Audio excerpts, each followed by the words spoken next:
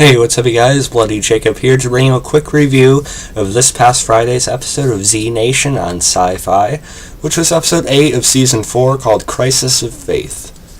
So,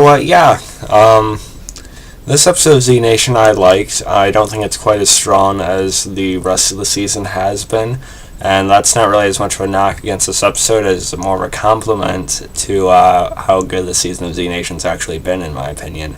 I know there are some people complaining that's too serious, or it's not funny enough. That it's not the show they fell in love with or whatever.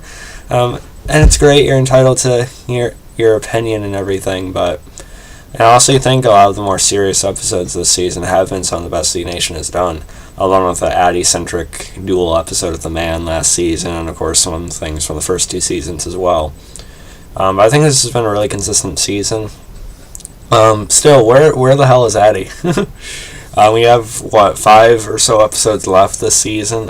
She better return in the next episode or 2, because if she just returns for, the finale, that'd be a bummer.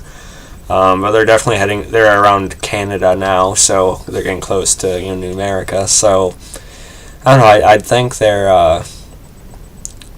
they'd be getting there soon. They'd have Addy there by episode 9 or 10.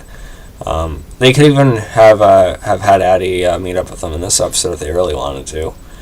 Again, I don't know why they've been keeping Addy out of the season so much right now, but it is what it is. And I said this episode wasn't as strong as the others, and I didn't think it was. We meet this guy named Lewis. We find out about this belief he has about this relic from the church, being able to cure the dead and everything like that. Of course, we know that's not going to work, but we do get some decent conversations, especially between Lewis and Murphy, when Murphy talks about his daughter and everything. Again, Keith Allen is really knocking it out of the park this season.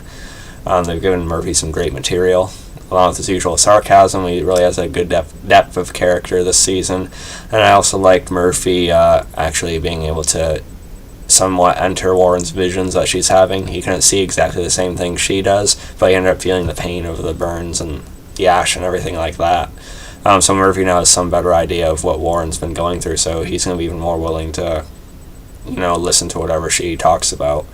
Again, still supporting the idea of Warren and Murphy getting together. It might have seemed weird a couple seasons ago, but I think they really share a special sort of bond and understanding that I think could organically go that way.